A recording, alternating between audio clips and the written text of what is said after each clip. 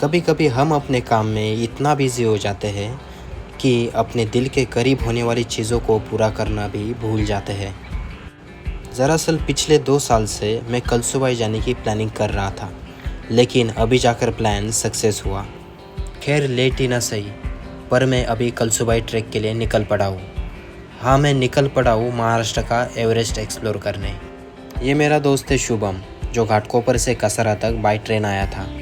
और ये है मनोहर और दत्ता, जो आगे जाके मांजर गांव में रुके थे। मांजर गांव एक प्यारा गांव है दोस्तों, जो हस्तकला के लिए फेमस है।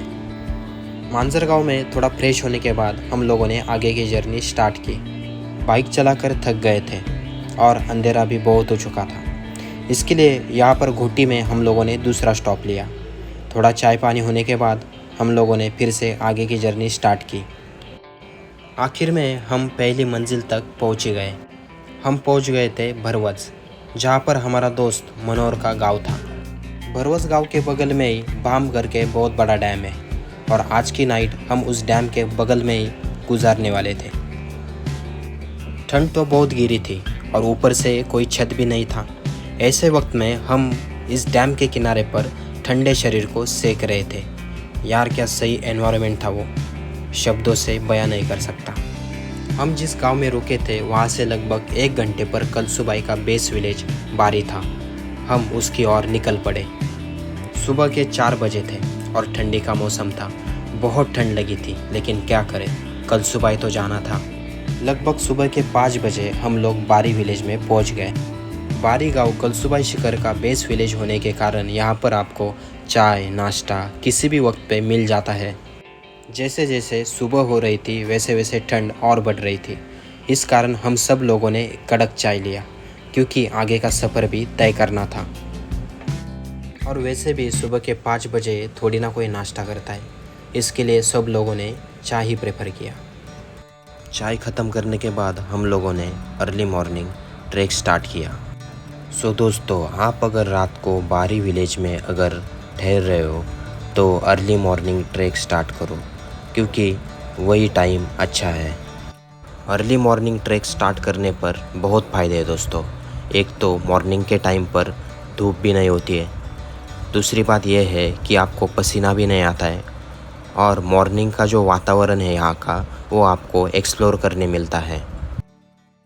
घाट चढलेला आहे, 30% फक्त बाकी आहे आणि चांगल्या प्रमाणात बेजारी झालेली आहे. बेजार झालेला आहे. खूप बेजार झालेला आहे. टाकायचं आपण. एक घूट ज्यूस म्हणून ह्याला ना पुढे घेऊन जायचं. घूट ज्यूस पितो, अख्खा ग्लास संपवतो. हा शुभमला काहीच कळत नाही. हा तो शुभम.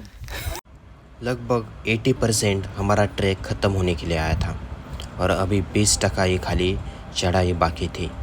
थोड़ी देर में हम पिक पर पहुंचने वाले थे, और इस बात की खुशी सबके चेहरे पर दिख रही थी।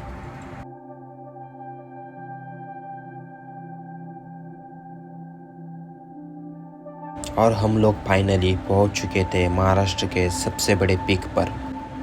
और यहाँ पर पहाड़ों से निकलने वाले सूरज को प्रणाम कर कर आज की दिन की शुरुआत हम लोग करने वाले थे। एक्चुअली हमें चढ़ते चढ़ते बहुत लेट हो चुका था। हमने कभी सोचा ही नहीं था कि पहाड़ों से निकलने वाला सूरज हमें देखने मिलेगा। लेकिन मन में अगर किसी भी बात की दृढ़ इच्छा होना दोस्तों, तो वो चीज़ हमें मिल ही जाती है। कलसुबाई महाराष्ट्र का सबसे हाईएस्ट पीक है, और इसकी ऊंचाई 1646 मीटर है। और इसे चढ़ने के लिए अगर आप नॉन स्टॉप नॉर्मल स्पीड से अगर चल रहे हो तो इसे चढ़ने के लिए लगभग 1.5 घंटे तो लगते ही है। ठंडी के मौसम पर कलसुबाई आने का मज़ा कुछ अलग ही है दोस्तों, इसलिए ज़्यादातर लोग ठंडी में यहाँ पर आना पसंद करते हैं। ऊपर पहुँचने के बाद आपको एक देवी का मंदिर दिखाई देगा, वही कलसुबाई का मंदिर है। अभी ये मंदिर इतने ऊपर क्यों, इसके पीछे बहुत बड़ी कहानी है दोस्तों। फुर्सत में आप भी वो पढ़ लेना। खैर जो भी हो, लेकिन यहाँ पर आने के बाद दिमाग को एक अलग ही लेवल का सेटिस्फेक्शन मिल जाता है। सो दोस्तों, अभी हमने कलसुबाई ट्रैक कंप्लीट किया और अभी नीचे जा रहे हैं। लगभग हमें 1.5 घंटा लगा कलसुबाई ट्रैक करने के लिए, और अभी हम नीचे जा रहे हैं, तो देखते अभी कितना टाइम लगता है।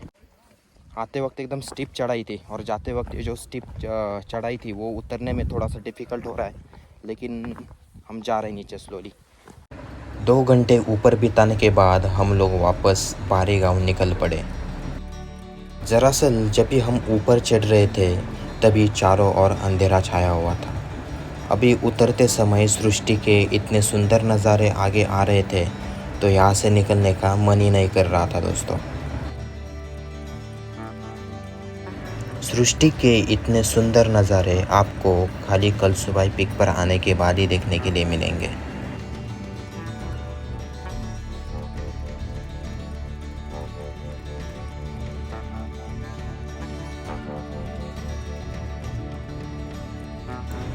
जैसे जैसे दिन ढल रहा था वैसे धूप भी बहुत बढ़ रही थी, इसलिए हम लोगों ने एक ब्रेक लेकर थोड़ा सा यहाँ पर नींबू पानी लिया ताकि आगे का बचा हुआ रास्ता कवर करने में थोड़ी बहुत एनर्जी आए।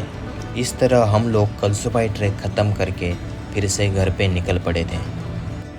मुझे तो लगता है ज़िंदगी में एक बार हर इंसान को कलसुबाई ट्रैक करना ही चाहिए। सह्याद्री का ये अनोखा सौंदर्य आपको इससे पता चलता है। इससे पता चलता है कि ये सिर्फ एक चढ़ाई नहीं है, ये है खुद को निसर्ग सौंदर्य प्रति जागरूक करने की एक खोज जो कि बहुत सारे ट्रैकर्स करते आ रहे हैं। यहाँ पर भले ही मोबाइल का नेटवर्क नहीं लगता हो, लेकिन अपने माइंड का नेटवर्क ज़रूर लग जाता है।